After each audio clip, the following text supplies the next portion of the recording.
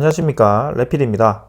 9월 12일이고요. 네, 두산중공업에 대해서 최근에는 이제 좀 바쁜 관계로 자료를 정리를 하지 못하다가 오늘 이제 정리를 좀 해봤습니다.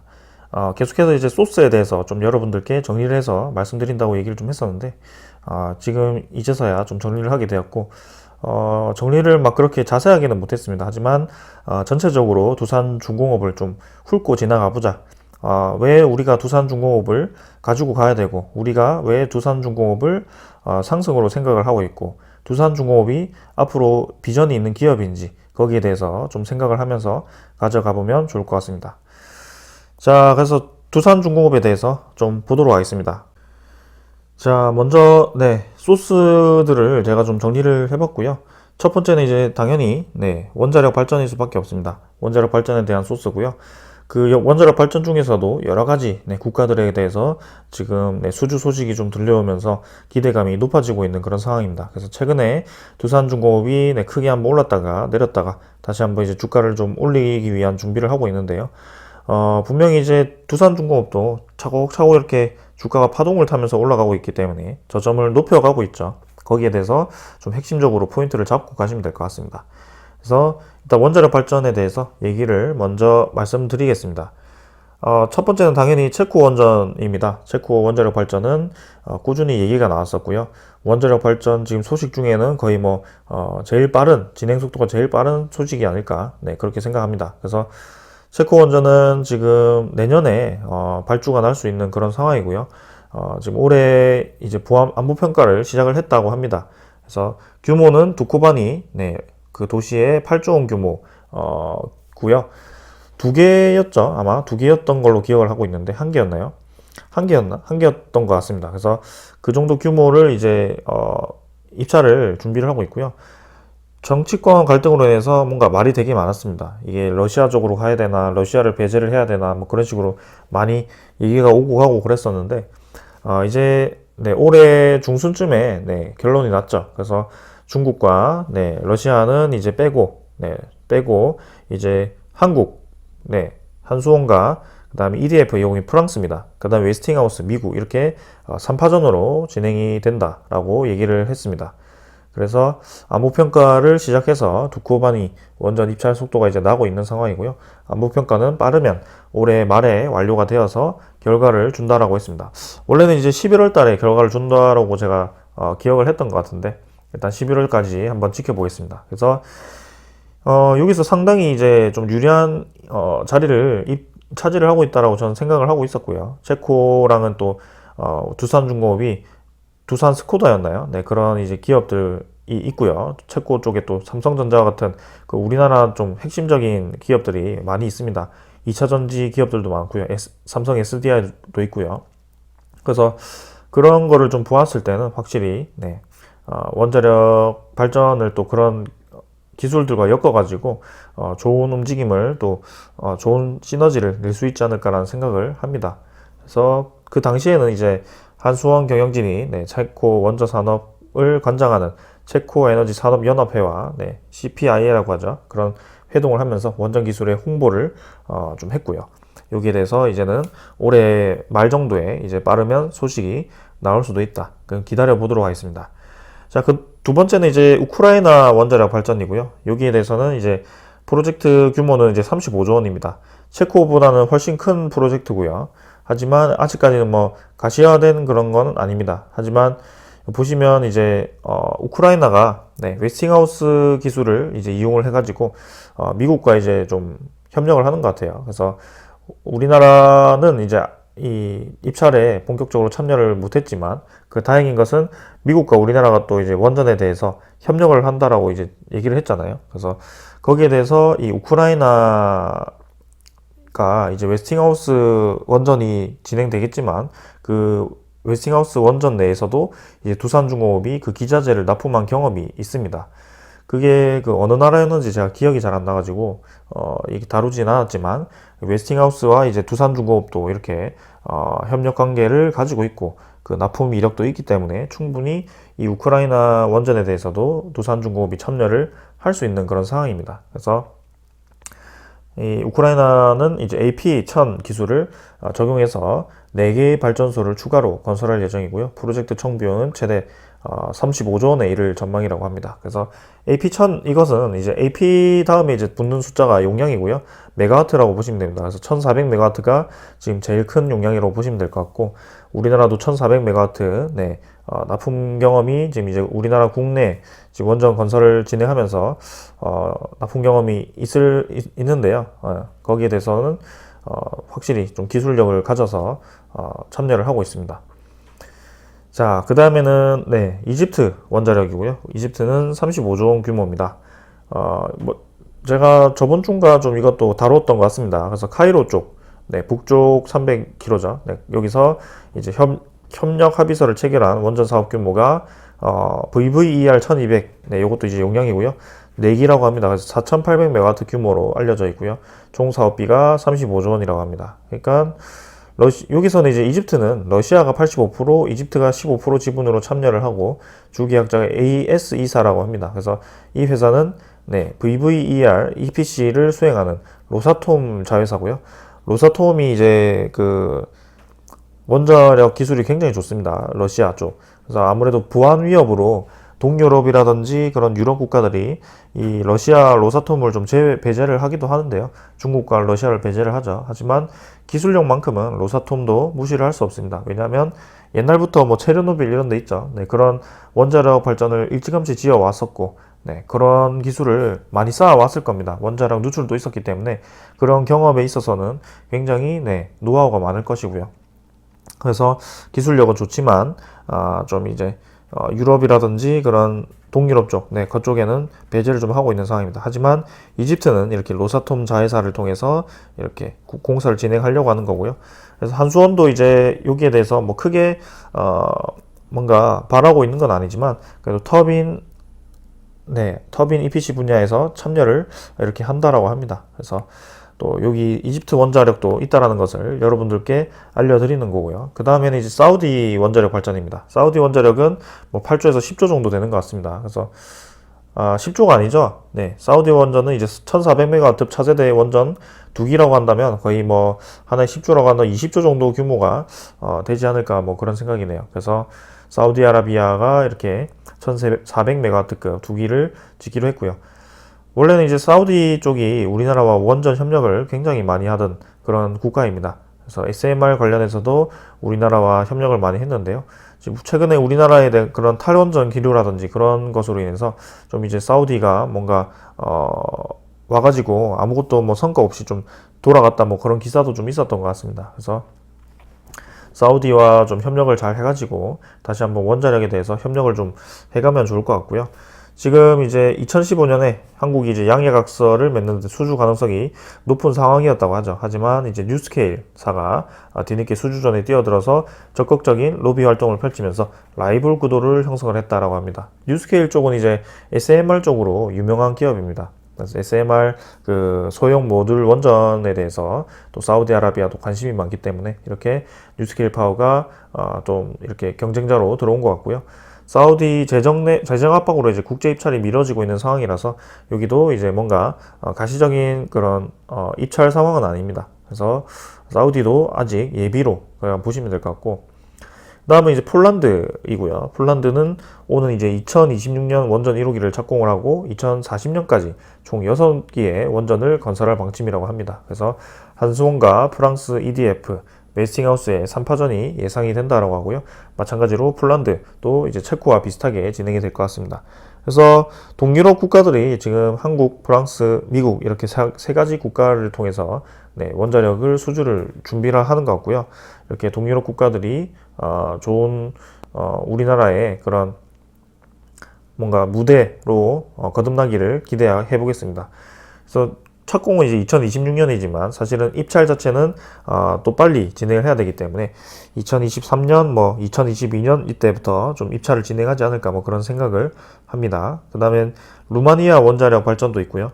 굉장히 많죠, 국가들이. 그래서 한국 수력 원자력 이제 이쪽에서 루마니아 원자력 공사가 발주한 700만 EUR이죠. 약 100억 원 수준의 규모의 체르나보다 원전 기동용 변압기 공급을 하고 국제 공개 경쟁 입찰에서 원전 기업 일진전기와 협업해서 최종 공급사로 선정이 되었다. 뭐 이렇게 기사도 있었습니다. 그래서 루마니아 원자력 발전에도 우리나라가 상당히 비중 있게 이렇게 납품 경험도 있고 하기 때문에 괜찮아 보이고요.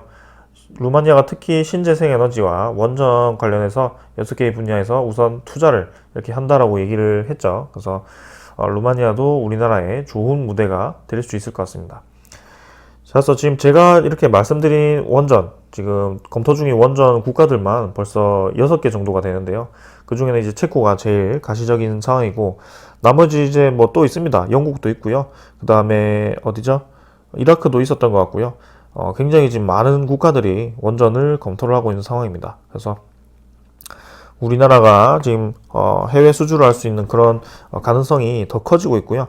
특히 이제 미국과 협력을 하면서 미국과 원전을 이제 긴밀 협력을 한다라고 이제 얘기를 했고, 웨스팅하우스와 원전 발전 협력을 한다. 그래서 수주 원전에 이제 기자재 납품 경험도 있죠. 두산중공업. 이런 경험을 통해서 계속 우리나라가 수주를 못하더라도 두산중공업은 참여할 수 있는 그런 발판이 마련되어 있다라고 보시면 될 것 같고요.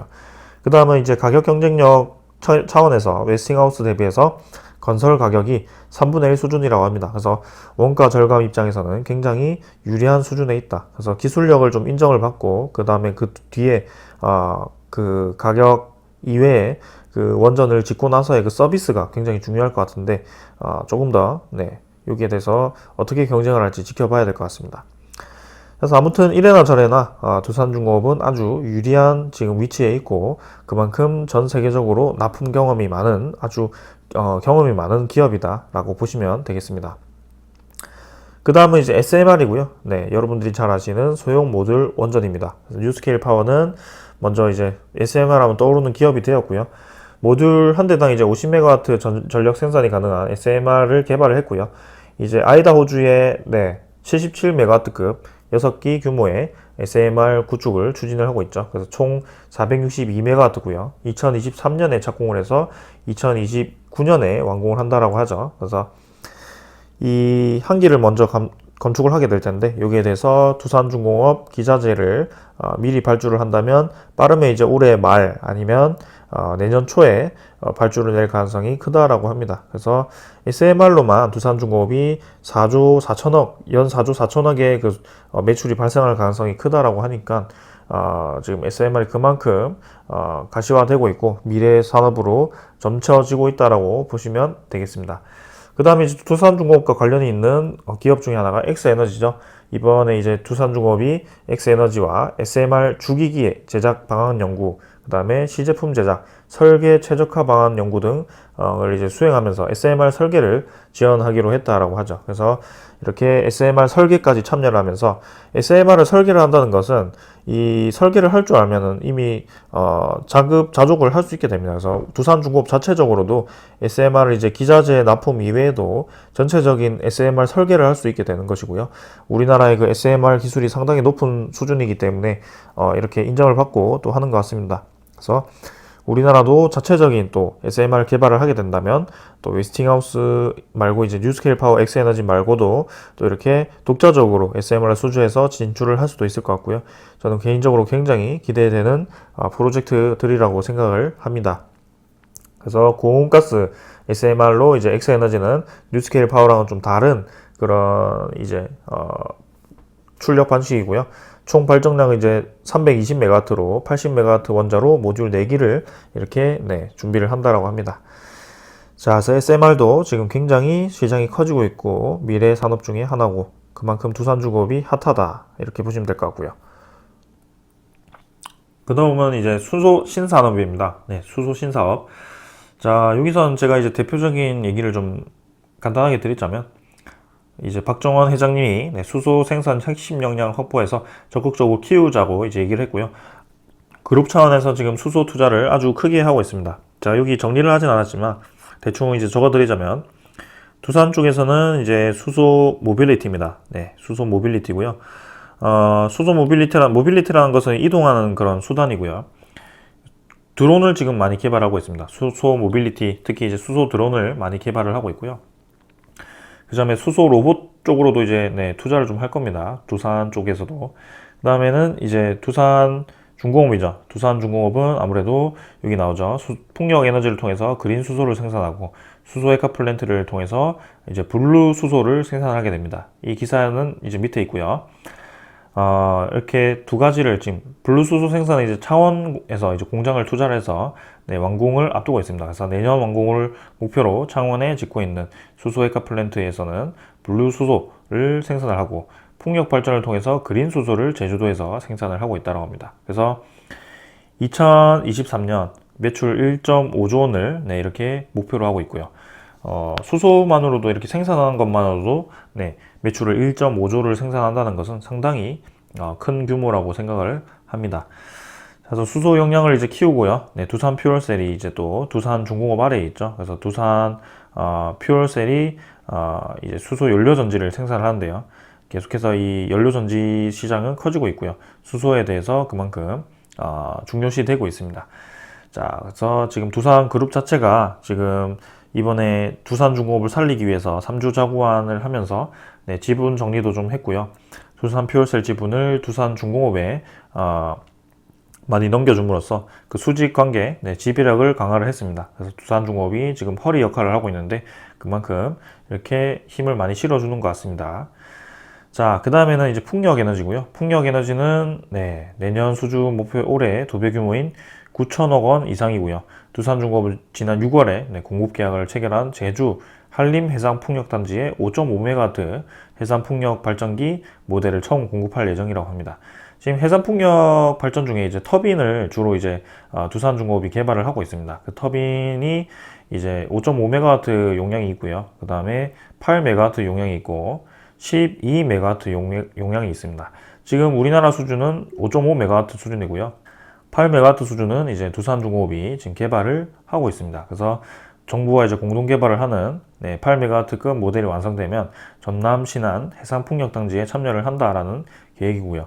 8메가와트급 모델이 국내 풍향과 지형 조건을 고려한 가장 적합한 형태이기 때문에 외국 기술 기반으로 이제 12메가와트 모델이 들어오더라도 뭔가 이제 경쟁력이 있을 것이다. 12메가와트면 당연히 비쌀 것이고요. 거기에 대해서 우리나라에서 풍력이 지금 12메가와트급을 사용할 만큼 바람이 세게 불지 않기 때문에 8메가와트급이 적합하다 뭐 그런 얘기를 하는 것 같습니다. 아무튼 그래서 결국에는 두산중공업의 풍력 사업 수준은 목표치는 1.5조라고 합니다. 자, 지금 엄청나죠? 지금 여기까지만 보더라도 보시죠. 수주 풍력 사업 수주를 1.5조 목표, 그 다음에 수소 생산 목표를 2023년 1.5조 목표, 원자력도 지금 뭐 SMR도 4조 4천억 연매출 기대.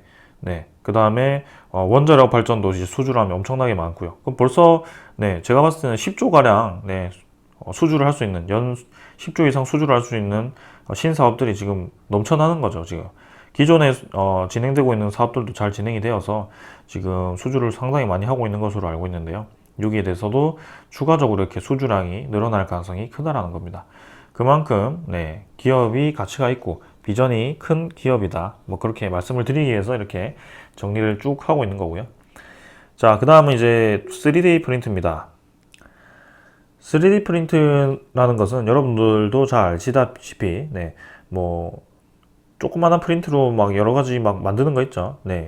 뭐 요즘은 이제 바이오 쪽으로 진입해서 뭐 하거나 아니면 부품, 뭐 기계 부품을 만들거나 뭐 그런 식으로 많이 합니다. 하지만 두산중공업의 이 3D 프린트는 굉장히 큰 프린트인 것 같고요.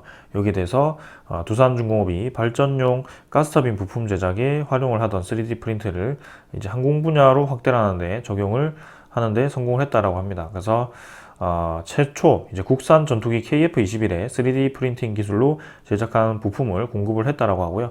이 KF-21 사업이 커지면 두산중공업이 3D 프린팅 기술도 부각이 될 겁니다. 그래서 지금 전투기 사업, 뭐 발전용 가스터빈 사업 이렇게 지금 두 가지를 진입했다라고 나오지만 지금 요 부품 자체가 상당히 큰 아주 중요한 역할을 하고 있습니다. 그래서 이렇게 안정성이 입증이 되고 실효성이 입증이 된다면 두산중공업이 3D 프린트로 진출할 수 있는 이 분야가 상당히 클 것으로 저는 예상이 되고요.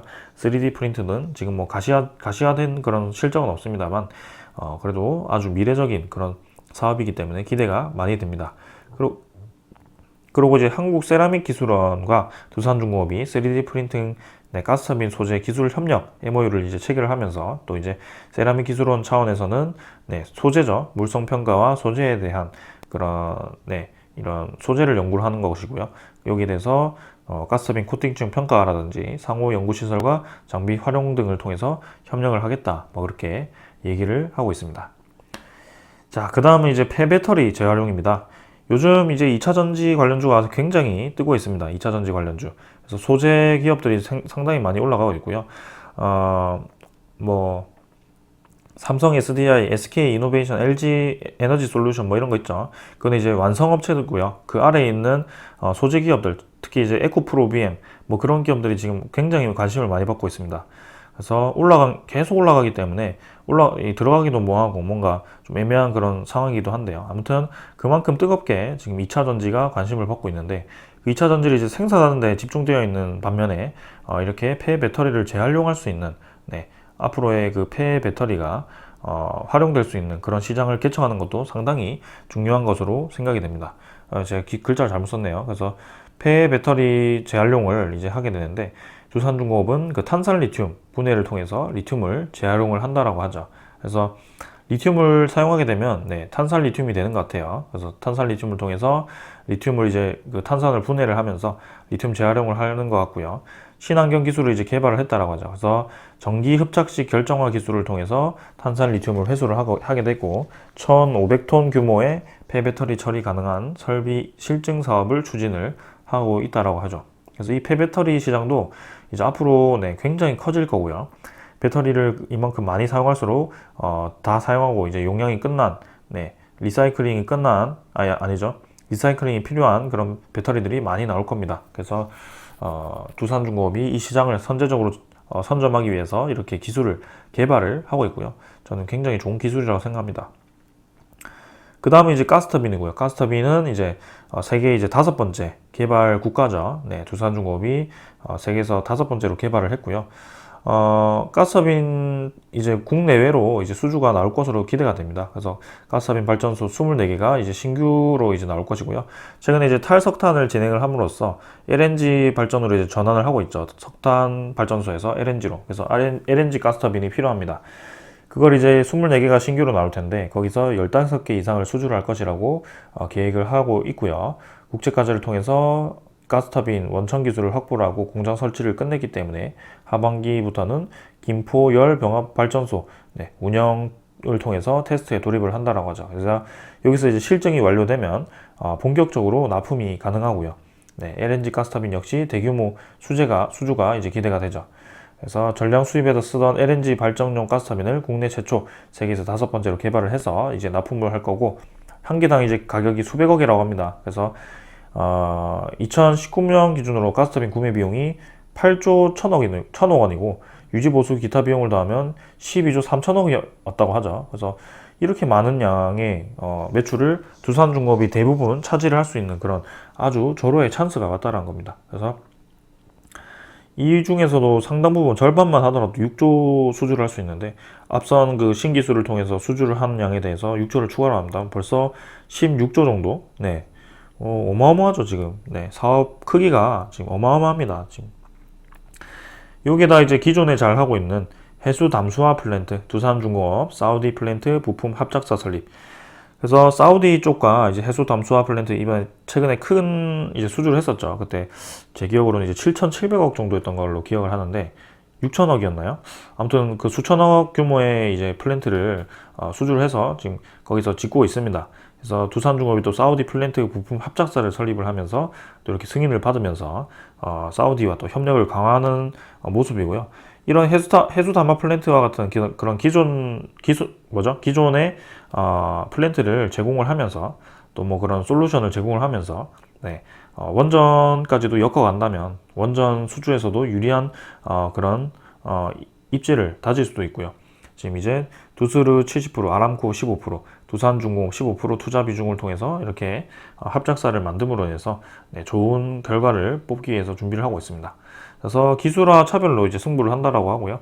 영국의 이제 자회사 엠퓨어와 네, 전처리 핵심 기술을 보유를 하고 있기 때문에 두산 워터 운영 관리 시스템 활용 고객사 플랜트, 네, 안정적, 효율적 운영을 한다라고 하죠. 아무튼 지금 유럽에 굉장히 자회사도 많고요. 두산중공업이 이런 일찌감치 그런 기술력이 있는 기업들을 잘 이제 인수를 하죠. 인수를 해가지고 기술을 내재화 시켜가지고 이런 식으로 네, 기술을 차별화시키고 있습니다. 그러니까 상당히 좋은 거죠. 이 기업 안목이 있는 겁니다. 이게 두산중공업 경영진들이 그냥 손 놓고 있는 것이 아니고 이런 신기술, 신분야들을 개척하기 위해서 안목을 가지고 이렇게 선제적으로 기업을 인수를 한 결과가 지금 뒤늦게 이제 나타나는 거고요. 이 가스터빈, 뭐 폐배터리 활용, 뭐 3D 프린트 이런 게 하루아침에 되는 게 아니에요. 풍력에너지 미리미리 준비를 해놨기 때문에 준비된 자들만 이렇게 기술화로 내뱉을 수 있는 것이고요. 굉장히 저는 기대가 많이 됩니다. 자, 해수 담수화 플랜트도 지금 우리나라 이제 포함해서 전 세계적으로 지금 지구 온난화가 심각해지고 있기 때문에 지금 물이 가뭄으로 지금 말라 죽는 그런 국가들도 많습니다. 그래서 특히 중동 쪽, 네, 물이 많이 필요하거든요. 이 해수와 담수화 플랜트는 사우디 이외에도 여러 국가들이 필요할 것이라고 생각이 되고요. 두산중공업이 또 기술 차별화 통해서 추가 수주를 한다면 상당히 긍정적으로 보입니다. 그 다음에 이제 건설 쪽이고요. 건설 쪽은 제가 뭐 미리 기사를 통해서 여러분들과 함께 리뷰를 한번 했었습니다. 이거는 간단하게 보겠습니다. 해외 건설 수주 3위를 했다라고 하고요. 지금 두산중공업 아래에 바로 이제 두산건설이 있기 때문에 두산건설이 최근에 우리나라의 내에 국내에도 지금 아파트를 많이 건설을 하고 그 다음에 뭐 그런 철도 공사라든지 고속도로 공사라든지 주택 공사라든지 그런 대규모 공사들을 좀 많이 수주를 하고 있는 것으로 알고 있습니다. 거기에 미분양 아파트까지 최근에 이제 부동산이 뜨겁다 보니까 다 이제 분양이 되면서 그런 계속해서 실적을 까먹고 있던 그런 적자도 많이 줄였습니다. 두산건설도 흑자로 전환이 되었기 때문에 두산중공업이 흑자로 전환이 되었고요. 거기에 국내 이외에 해외 수주까지도 아주 네, 잘 되고 있죠. 그래서 21억 달러 올해 지금까지 21억 달러 신규 수주를 기록하면서 삼성물산, 삼성엔지니어링 다음으로 네, 두산중공업이 있고요. 그 밑에는 현대와 현대엔지니어링이 있습니다. 그러니까 그만큼 두산중공업이 지금 비중 있게 수주를 했고요. 이와 같은 수주량은 10년 만에 이렇게 많이 수주를 했다라고 평가를 하고 있죠. 그러니까 두산중공업이 지금 완벽하게 부활을 하고 있다는 것이 그런 의미인 것 같습니다. 네, 굉장히 저는 기대가 많이 되네요.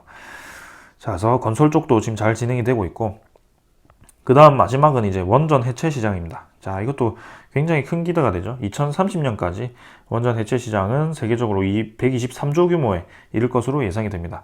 그래서 지금 뭐 배터리 시장처럼 배터리 수명은 훨씬 짧지만 원전도 지금 대규모로 다시 한번 뜨겁게 활활 타오르고 있습니다. 그래서 대규모로 이제 짓고 나면 원래 지어놨던 그 원전에 대해서 또 이제 유지 보수를 하거나 아니면 완전히 이제 SMR 쪽으로 넘어가게 된다면 그 SMR로의 전환을 위해서 기존에 있던 원전들을 해체하고 완전히 정지를 시켜야 됩니다. 그리고 폐기물도 처리를 해야 되고요. 그래서 거기에 대해서 이렇게 네, 원전 해체 시장이 뜰 것으로 예상을 하고 있고요. 이 두산중공업이 또 네, 상당히 비중 있게 차지할 겁니다. 특히 여기 보시면 네, 두산 박폭이 영국의 기자재 업체와 계약을 한 적이 있고요. 원전 해체 본격화를 위해서 이렇게 계약을 했습니다. 올해 7월 얘기고요. 그 다음에는 네, 여기 있죠. 영국 원전 해체 사업 참여를 하고 셀라필드와 20년간 계약을 했다라고 하죠. 자, 그 다음에는 네, 두산중공업은 또 이제 사용 후 핵연료 저장 용기 캐스크, 네, 캐스크죠. 를 이제 미국에 첫 수출하는데 기여를 했다라고 합니다. 그러니까 핵연료, 사용 후 핵연료를 이게 처리하기 굉장히 힘든데요. 이거를 이제 캐스크에 이렇게 처분을 할 수 있다라고 해요. 그래서 그 캐스크를 미국에서 첫 수출을 하고요.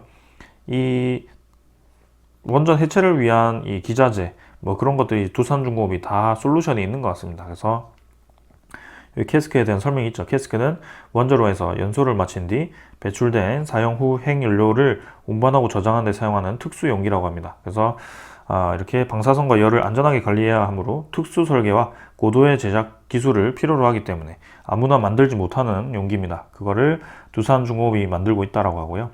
네, 원전 원료 폐기에 사용되는 기자재를 공급해서 다가올 원전 해체 시장에 대비를 하고 있다. 이렇게 얘기가 나오고 있습니다. 그래서 두산중공업 자체는 이제 원전의 뭐 그런 건설, 외곽의 건설도 할 수 있고 그 내 핵심 부품을 네, 이렇게 기자재 납품을 할 수도 있고요. 최근에 이제 터빈 쪽으로 강하기 때문에 수소 터빈, 뭐 LNG 터빈 강하기 때문에 원전 내에도 이제 터빈이 있거든요. 그쪽 터빈도 납품이 가능하고요. 그러니까 그 터빈 관련해서도 풍력 에너지도 이제 터빈으로 진행을 하고 있죠. 그래서 그 터빈도 개발을 하고 있고요. 3D 프린트로 이제 그런 부품을 이제 납품을 한다니까 나중에 이제 원전 부품도 3D 프린트로 뭐 할 수 있으려나 뭐 그것도 이제 원전도 하도 엄청 중요하니까 쉽사리는 하지 못하겠지만 그런 것도 이제 생각을 좀 할 수 있을 것 같고요. 3D 프린트로 한다면 아무래도 시간이 훨씬 빨리 소요가 될 겁니다. 생산하는데. 그 다음에 이제 그런 발전기를 통해서 터빈을 이용해서 또 수소를 생산할 수 있고 수소를 이용해서 네, 또 이제 터빈을 돌릴 수도 있고요. 굉장히 지금 사업들이 서로 연결되어 있고 유기적으로 개발이 진행되고 있습니다. 그러니까 따로따로 완전히 따로따로 진행되는 것이 아니고 이런 사업들이 신사업들도 뭔가 다 연결이 되어 있다는 거죠. 그래서 두산중공업, 두산퓨얼셀, 두산 자체 그룹 자체가 지금 하나로 연결이 되어서 움직이고 있기 때문에 저는 굉장히 지금 이 기업 운영 자체가 잘 되고 있다고 생각이 됩니다. 그래서 우리가 충분히 이 기업을 믿고 중장기적으로 투자할 만한 기업이다라고 생각을 했고요. 이런 이제 10가지 정도로만 정리를 했지만 제가 이제 빠뜨린 그런 이 신사업들도 있을 겁니다. 그래서 뭐 그거 이외에도 지금 요 정도로만 하더라도 지금 주가는 상당히 저평가되어 있다라고 판단을 할 수 있겠죠. 그래서 이제는 내년 정도가 되면 이런 사업들이 네, 평가가 되기 시작하면서 하나둘씩 평가가 되기 시작하면서 주가에 좋은 영향을 끼칠 수 있을 것 같고요. 지금 뭐 두산중공업 지금 종가로는 24,400원입니다. 네, 지금 뭐 쌍바닥 얘기하면서 제가 추가적으로 좀 더 하락을 했다가 반등을 할 수도 있다라고 말씀을 드렸는데 지금 뭐 요런 움직임만 본다면 당연히 좋지 않죠. 두산중공업 얘는 내려가구나 이렇게 생각할 수도 있겠지만 전체적으로 이렇게 보시는 분들에 대해서는 두산중공업이 이제 어느 정도 내릴 만큼 내렸구나 라고 생각을 할 수도 있겠습니다. 그래서 최악의 상황에서는 이제 조금 더 내릴 수도 있겠지만 여기에 대해서는 충분히 이런 과정을 만들면서 다시 한번 올라갈 가능성이 있고요. 그런 이제 주가를 다시 한번 올라갈 수 있는 그런 근거들은 제가 10가지를 통해서 잘 설명을 드렸습니다. 그래서 세력들은 지금 이런 매집 구간을 통해서 충분히 매집을 하고 있을 거라고 생각이 되고 특히 연기금 투자자는 계속 매수를 하고 있기 때문에 충분히 두산중공업 다시 한번 빵 터지는 그런 날이 올 겁니다. 자, 그래서 저는 지금 가격의 2배를 괜히 얘기를 드린 게 아니고요. 4만원 돌파는 충분히 할 수 있을 거라고 봅니다. 그래서 중장기적으로 한번 천천히 한번 계속 지켜보도록 합시다. 자, 오늘 여기까지 하겠습니다. 감사합니다.